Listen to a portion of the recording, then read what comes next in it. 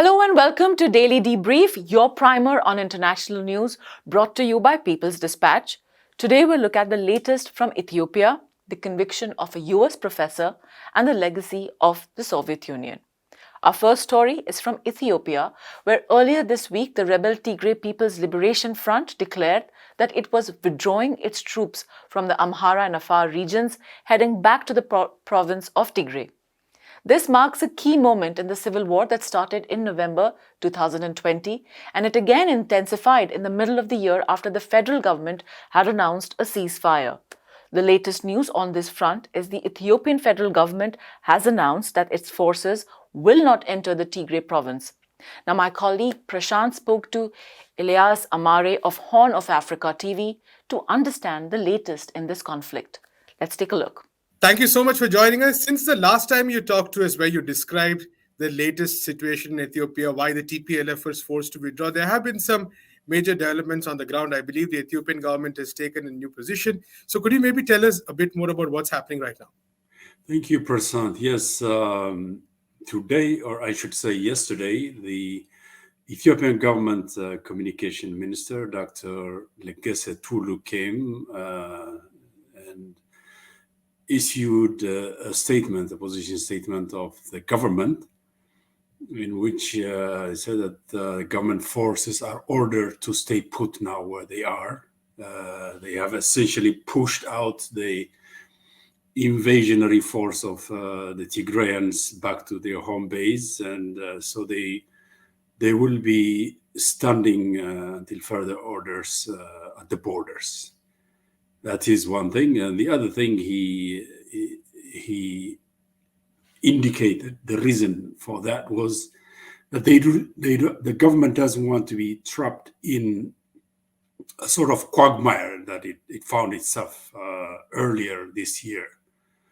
You remember, after it defeated the TPLF forces by end of November 2020, for almost 6 months, it tried to administer Tigray, to provide relief aid for the population, and to start reconstruction. But due to various reasons, one of it partly is the failure of the provisional government of Tigray, infiltration of fifth column elements, assassination of civil servants, administrators that were appointed, and the TPLF reverting to guerrilla-type insurgencies, trying to make life miserable for the Ethiopian army. For that reason, the government had withdrawn on 29 June, declared a unilateral humanitarian ceasefire and withdrawn from Tigray. So essentially, where we find ourselves now is in that back to square one, sort of, to speak, back to June 29 situation. So the government does not want to go into Tigray because its intelligence indicates that the TPLF wants to create mass graves. It had transported dead soldiers from its dead troops from the Amhara region, the Afar region, and had buried them in mass graves. And thus it was preparing to present a manufactured genocide. And this, I think, is a legitimate fear for the government because we witnessed earlier, about a week ago, the UN Human Rights Commission wanting to reopen another investigation. It had already done an investigation with the cooperation of the Ethiopian Human Rights Commission, and declared its findings that there was no genocide in Tigray committed, that food aid was not used as a weapon by the government.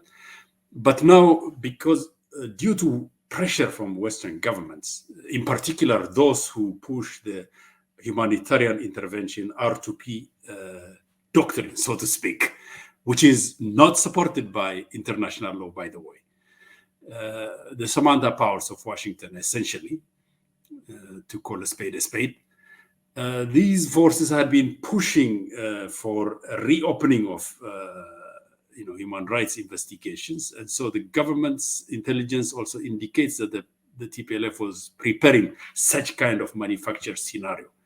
And so it ordered its troops not to enter Tigray.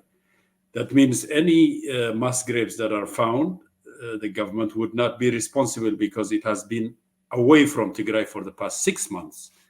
So I think this is a wise move. And the other major reason is also to once again give the people of Tigray time to reflect. What do they want? The government has declared cessation of hostilities. Where do they go from here? We have heard from some government officials previously, perhaps in frustration, that have said, well, if the people of Tigray want to secede, that's their right. We have rules and procedures, mechanisms within the constitution of the federal government of Ethiopia, whereby if people want to secede, there are procedures to be followed, and then they can go for a self-determination referendum. And, if that's the will of the people, let them go, is what some frustrated officials of the Ethiopian government have been saying. So essentially, this is a time of reflection. What do the people of Tigray want? Where do they want to go? If they are held hostage against their will by the TPLF, now is the time to hold these war criminals accountable and, put their fate and destiny with the rest of Ethiopia. So that's essentially where we find ourselves now. Absolutely. Thank you so much, Ilyas Amare, for speaking to us. We'll be coming back to you regularly for more updates on the situation as well.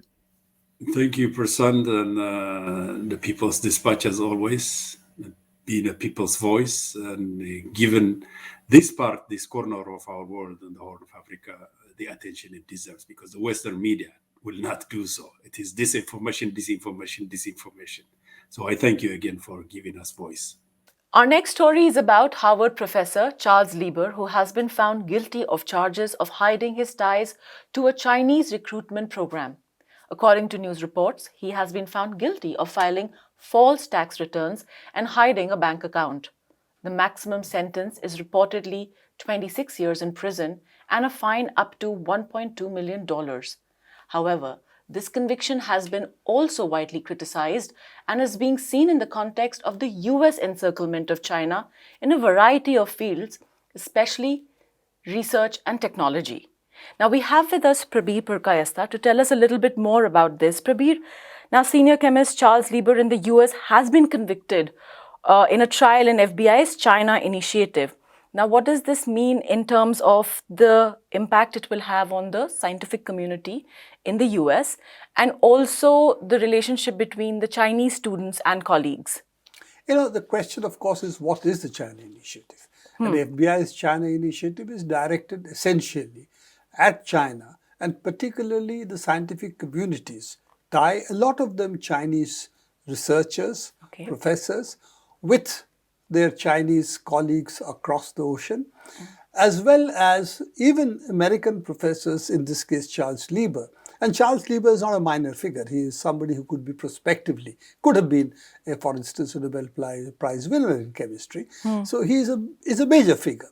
So his relationship with his Chinese colleagues in China, where he was collaborating in some of the programs and apparently was paid a certain amount of money, which he did not disclose. That's where this financial crime issue is coming up.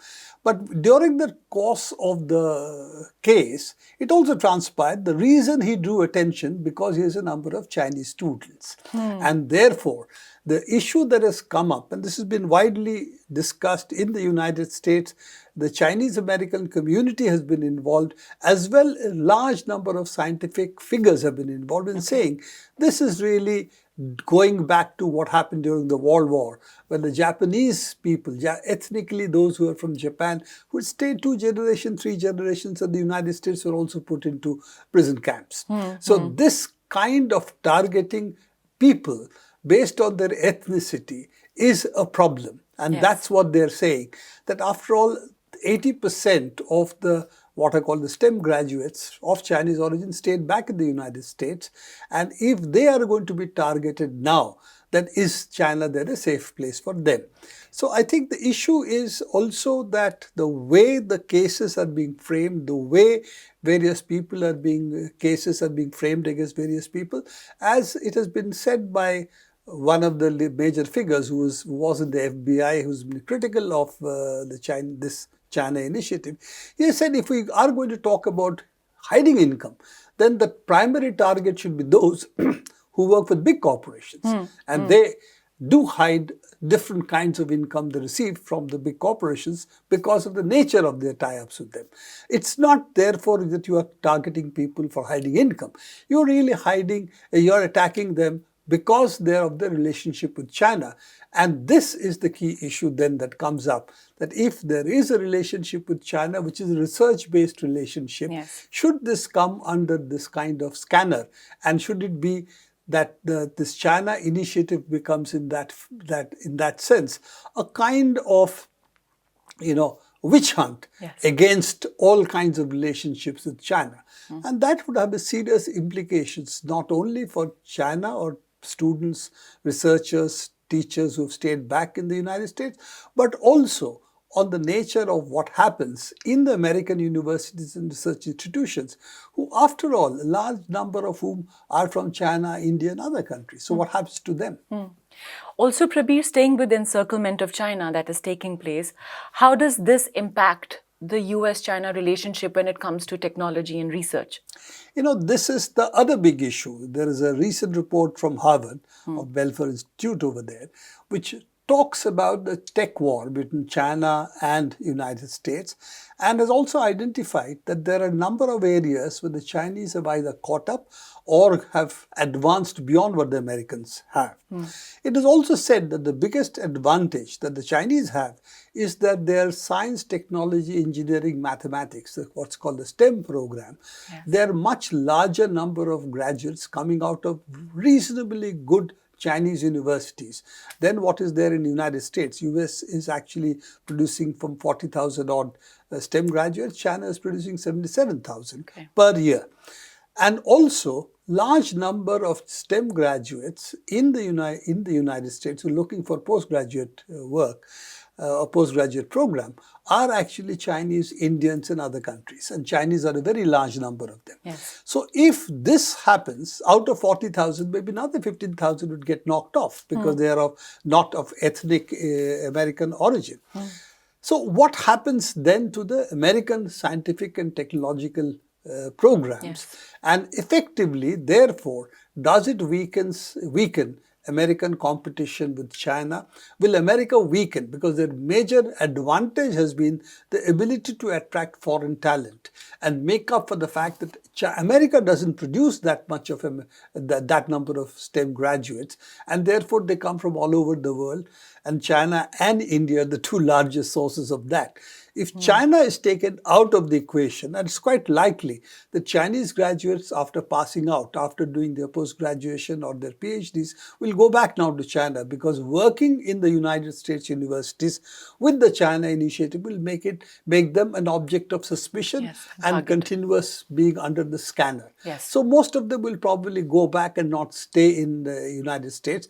In any case, if you look at some of the defense publications, they are saying each Chinese student is an intelligence agent. So if you look at that with that kind of suspicion, then on one hand, your scientific technology programs depend on external graduates, including Chinese graduates. On the other hand, you suspect them. Now, this is the basic conundrum that the US is facing, that if they crack down, then they lose future ability to compete with China on science and technology. If they don't, they have the problem. Science and technology advances will be shared. But this is the nature of science and technology advances. They are shared across country boundaries. So instead of trying to ring fence knowledge in the way the Americans seem to want to do, using FBI and the China initiative, possibly they need to be clear that they should be much more open about science and technology boundaries, and they are permeable. You cannot build, to use a different phrase, a Chinese wall around them. Actually, Prabir, stay with us. We'll be coming back to you in our next segment as well. Moving on to our next story. December 26th marks 30 years since the dissolution of Soviet Union.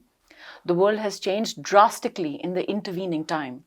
The Soviet Union was a key ally of the global south and anti-colonial struggles and played a key role in keeping the US and its expansionism in check. Prabir, now coming back to you, if you could tell us, really sum up 30 years later, what are some of the implications the world has seen after the fall of the Soviet Union? Immediately what we saw is that there is only one global hegemon. That was the basic picture that came. There is a unipolar world. It will be governed entirely by United States. It was felt that US perhaps, having, as they claimed, won the Cold War, that they are going to now rule the world for 50 years or more. That was the picture that was there. It's taken about 30 years for all of that to fall flat. And we have, of course, Afghanistan as the latest example, that the world of the super hegemon, of a single global hegemon who will dictate to the rest of the world, is over. So I think that is one change that has taken place. But there is no question, when it was 90s, there was this feeling that there was only one superpower and they would dictate to the rest of the world. And particularly, it also meant, what would it dictate to the erstwhile Soviet Union? In fact, Russia was what emerged out of Soviet Union. We'll not go into the history by which Yeltsin dissolved the Soviet Union by signing a deal with Ukraine and Belarus, saying that we dissolved the Soviet Union, and therefore Russia became the entity that emerged out of this dissolution of Soviet Union as the inheritor state, so to say, of all the treaties and other agreements that had been made. So while Russia did emerge like that, it is also true that Russia virtually succumbed, particularly with Boris Yeltsin, succumbed before the United States, at least publicly. But now we know that repeated assurances had been given that while they had publicly accepted that they wanted to enter Europe, they wanted to have a good relationship with the United States, they also saw themselves as a part of Europe. It also is true that NATO marched towards Russian borders over a period of time, against the assurances that they had given to Russia that they will not expand NATO. In fact, there was James Baker has said not 1 inch was what the promise was to Gorbachev, and later also repeated to Yeltsin by various other leaders. All of that now is in public domain. Recently, a treasure trove of these documents are there. It shows clearly that yes, these assurances were given and they were violated continuously as NATO expanded its orbit, drew in different countries in it. And in 2007, it really came to a crux when they said both Georgia and Ukraine would also become NATO members. And it's at that time Russia really put its foot down and said, this is not acceptable because you have already gone into Baltic states, you've already Poland, Romania, you've put weapons over there. Now you're coming to Ukraine and Georgia, you're really ringing us with essentially ballistic missiles and other things. This we will not accept. I think this is the bottom line that this time Putin has said, 30 years, eastward march, enough. You have to stop now. And that's the consequence of the dissolution of the Soviet Union. In fact, Prabir, Putin only yesterday had a press conference and he has made some certain statements and there are certain demands that he's asked for. What are those?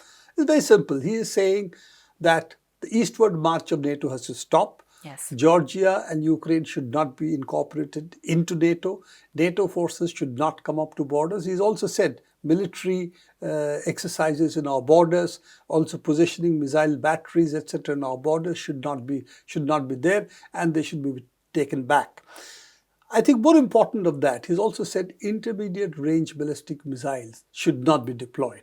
Now, this is the treaty from which Trump had walked out of. And if the IRBM intermediate range ballistic missiles are positioned on Russia's borders, as is possibly being envisaged right now, that is something which brings nuclear war much closer to Europe.